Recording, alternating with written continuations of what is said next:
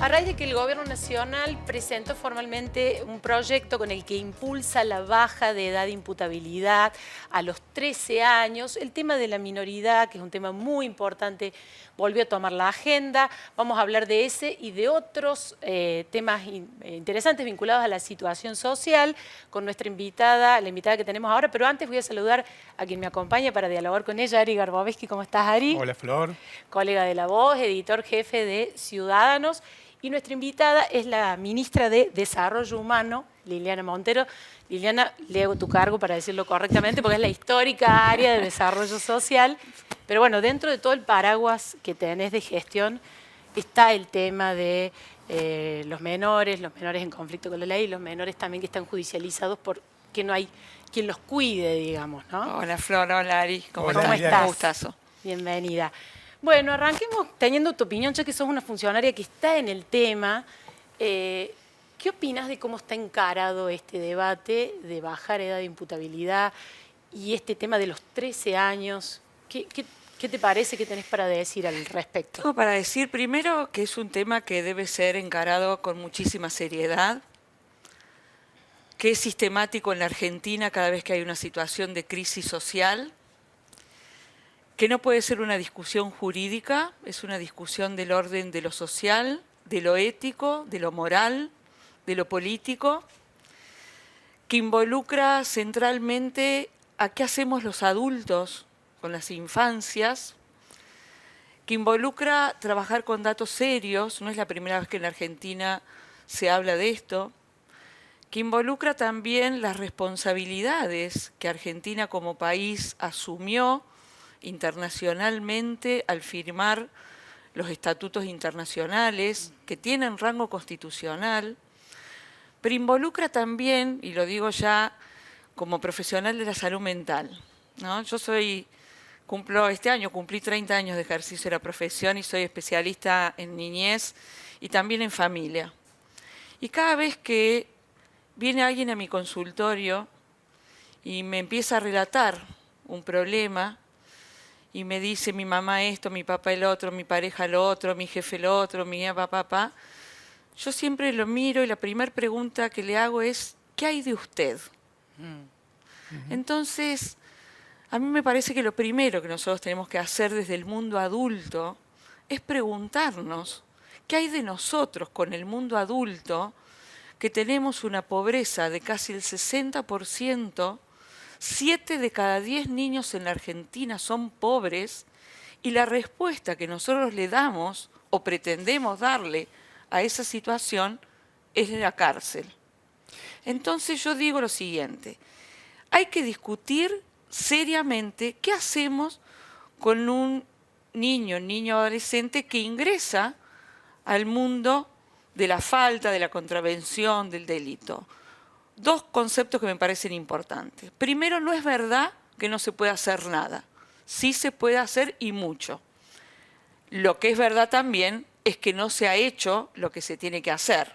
Yo digo que hoy estemos discutiendo esto es el fracaso más estrepitoso de las políticas públicas destinadas a prevención, a decir, che, estos pibes que hoy están cometiendo un delito, no nacieron de un repollo, son parte de una familia que no los pudo contener, de una sociedad que no los pudo contener, pero además voy a dar datos, porque me parece que las políticas públicas se definen de datos. Sí. Justamente ahí voy. El marco en el que se presentan este proyecto es el enfoque de seguridad. ¿Qué tan relevante es, en términos de seguridad, la población de menores de edad vinculadas al delito? Ínfima en relación a dos variables que voy a decir. Una es la cantidad de causas. El último dato serio es del 2022, que está conformado por los organismos de justicia, 54.000 causas iniciadas, de las cuales involucraron en 1.780 causas a menores de 18 años. Eso nos da que Córdoba está en el 3 punto y pico %, es decir, que del total de los delitos, ese número se mantiene estable a lo largo de los últimos años. No es que ha modificado o aumentado. En el país estamos entre el 3 y el 4%. Pero además voy a dar otro dato que para mí es más impactante todavía, que es El universo de jóvenes, por ejemplo, entre 16 y 17 años, que hoy son los punibles, ¿sí? Es aproximadamente 117.000 jóvenes en Córdoba. Ese es el dato estadístico en el último censo. 117.000 jóvenes punibles. ¿Okay?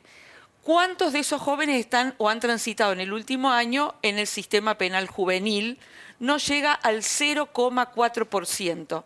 530 jóvenes hoy tenemos en el sistema penal juvenil, entre los que pasaron por el complejo Esperanza. Es decir, que sobre 117.000 jóvenes punibles, 530 habrían cometido un delito. Lo pongo habrían porque no todas las causas están... Es decir, el 0,4%. Sobre los no punibles, que es la edad en la que se quiere reformar, que es de los 13 a la franja de 16, son 171.000 y pico los jóvenes en la provincia de Córdoba. ¿Saben cuántos son los que cometieron o habrían cometido algún tipo de delito? ¿Cuánto? El 0,1. Hoy tenemos bajo programa, y a esto voy con él, no se puede hacer nada. Nosotros tenemos en la CENAF bajo programa, no es que no se hace nada, bajo programa 181 jóvenes no punibles menores de 16 años que están bajo programa, con los que se trabaja. ¿Esos chicos, por ejemplo, qué tipo de faltas han cometido? Menores, la mayoría. Te voy a decir que de esos 181, en lo que va de este año, tenemos 3 jóvenes menores de 16 años con delitos graves. Ahora bien, ¿qué hacemos con los que cometen delitos graves? Porque yo me pongo en la situación del conjunto social. Un asesinato, por ejemplo. Esta ley tiene dos cosas complejas. Una, que es casi una cosa, te diría, del orden de la salud mental, que habría que revisarlo, ¿no? Porque el mensaje de elevación dice: el narcotráfico utiliza a los menores como soldaditos. Perdón, cuando ley te referís al proyecto oficial. El proyecto del Gobierno Nacional. Sí. El narcotráfico utiliza a los menores y nosotros... Y la respuesta que el Estado adulto le va a dar a eso es meter preso a los soldaditos. Porque yo no me imagino, no sé si ustedes imaginan, a un narcotraficante diciendo: che, no, ahora no usemos más a los de 13 porque ahora son imputables. Por favor. Ahora, o sea, si queremos combatir el narcotráfico, combatamos los narcotraficantes, o sea, no a los pibes. Sería con ese razonamiento doble victimización sobre el chico. Pero además el segundo tema que me parece que es importante es decir, cuando hay un delito grave, que es un tema muy importante en razón de lo que venimos haciendo desde el Ministerio, que es una mesa de trabajo con el Poder Judicial y es parte de las propuestas que nosotros venimos trabajando, es tener un dispositivo alternativo, un dispositivo de libertad asistida para casos graves que nos permitan trabajar. Hay una diferencia muy grande porque yo digo este discurso que engaña. Dice, ¿los jóvenes comprenden o no comprenden? Sí, señora, comprenden. Lo digo con conocimiento de causa. El niño desde muy temprana edad comprende lo que está bien de lo que está mal. Bien. Eso no significa que el desarrollo neurocognitivo de un niño, de un adolescente de 16 años, haya terminado con sus capacidades psíquicas, por ejemplo, para que su corteza frontal, que es la que nos permite moderar el impulso, por eso el consumo de droga se potencia en la adolescencia, porque es no poder frenar el factor que me genera el placer ya. Por eso la adolescencia es un factor determinante en esto. Entonces, hay que tener muchos conocimientos para saber de qué hablamos y hay que trabajar con esos conocimientos que nos da la ciencia. Es decir, hay que generar dispositivos alternativos que nos permitan trabajar con estos jóvenes que habrían cometido delitos graves y que no necesariamente los vamos a reintegrar a la sociedad encerrándolos. Esa no es la salida. Liliana, si uno suma los distintos números, la verdad que la población parece bastante pequeña. Incluso, tal vez, si uno hace una comparación, es la cantidad de alumnos que tiene un colegio secundario. ¿Es posible encarar algún tipo de política más personalizada, más uno a uno? ¿Hay algún desafío así? ¿Algo que estén imaginando hacer para trabajar sobre esta población en particular? Yo voy a dar... nosotros nos hemos tomado estos 6 meses para trabajar fuertemente inclusive con los trabajadores de CENAF, para hacer un diagnóstico. Yo soy una convencida que no se puede gobernar aquello que no se conoce.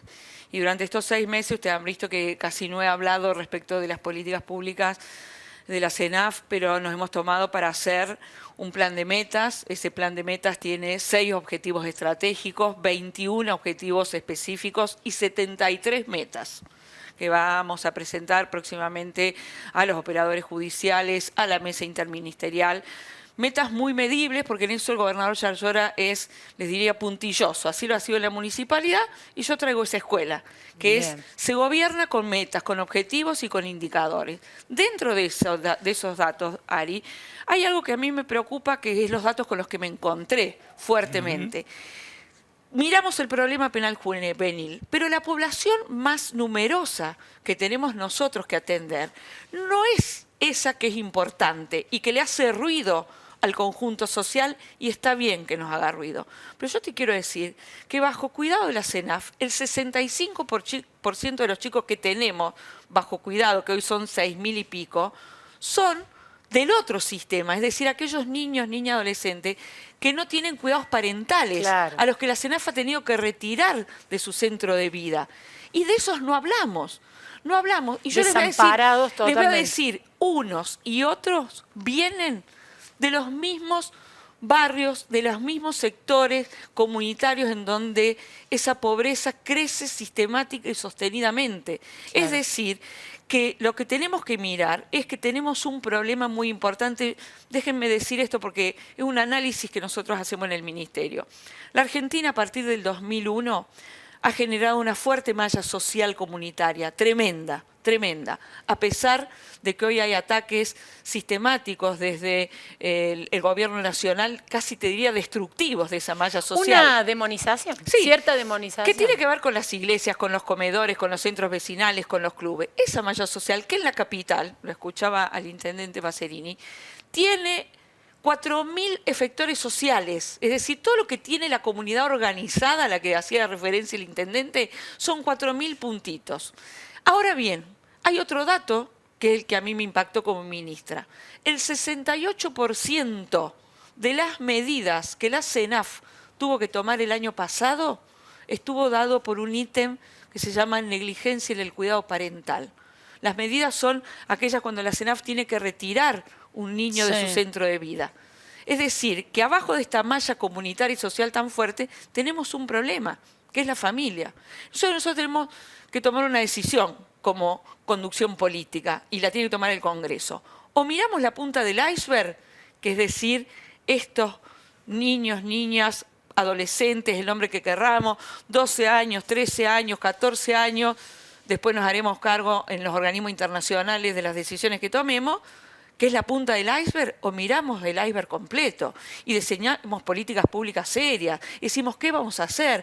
¿Cómo potencio dentro de esas 72 metas? Están los recursos humanos. Tenemos que potenciar los recursos humanos, las alianzas Bien. estratégicas con las organizaciones intermedias. Tenemos que jerarquizar lo que hacemos. Liliana, ya casi nos quedamos sin tiempo, pero para cerrar no quiero dejar de preguntarte, ¿y vos has tenido oportunidad de tener un ida y vuelta con los diputados nacionales, los senadores, por lo menos los del peronismo, para transmitir esto, para sondear qué posición van a tomar en el Congreso? En primera instancia, ustedes saben que yo fui 8 años legisladora, por Sí. lo tanto soy absolutamente respetuosa de Sí. la división de poderes, pero sin lugar a dudas entiendo que vamos a tener estas instancias de diálogo. El proyecto, además, quiero decir que entre que se anunció e ingresó al Congreso de la Nación pasó casi más de un mes. Se ingresó formalmente, conocimos el proyecto creo que la semana pasada, no más allá de eso.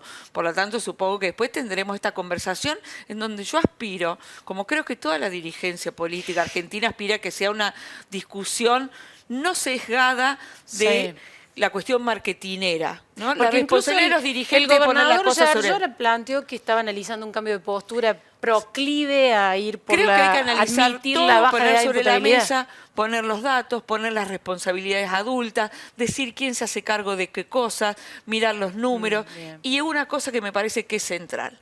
No se puede plantear un proyecto de estas características, y esto lo digo y me hago responsable, y lo hago a título personal, Bien. sin pensar con qué recursos económicos se van a implementar estas políticas. Porque yo leo muy lindo un montón de cosas que dice el proyecto que mandó el Poder Ejecutivo Nacional. Señores, ¿con qué plata?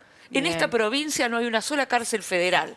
Bien. No hay un solo recurso previsto. Entonces, es muy lindo, decir todo esto, hay que hacer todo esto y tirarle la pelota a las provincias. Entonces, parte de la discusión que hay que dar con el Congreso es, che, todo esto, ¿con qué plata? ¿Quién la va a tener? Porque Clarísimo. si la respuesta es, la tienen que poner las provincias, vayan sabiendo que la provincia de Córdoba también va a dar esta discusión respecto de que para hacer una reforma seria hay que tener recursos económicos. Bien. Gobernar es tomar decisiones.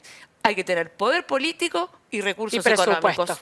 Bien, clarísimo. Muchísimas gracias, la verdad que... Y Gracias. gracias, Ari, también, Gracias, porque Liliana. es una discusión importantísima, la vamos a seguir siguiendo desde... Vamos a continuar dándole espacio acá en Voz y Voto y la despedimos y antes vamos a recomendar el podcast que tenés. Estamos haciendo. Decime para cómo es hablar el en nombre. profundidad. De esto sí se habla. De esto sí se habla. De hablar de cosas en profundidad. Muy bien, Muy bien, muy bien. Me parece que vamos a perder el lugar a manos de la, a manos de la ministra. Muy interesante, Ni se la me verdad. Lo ocurriría. encuentran en Spotify y en YouTube también. sí, ¿eh? sí, sí. Bueno, gracias. Nos vamos a un corte y ya volvemos.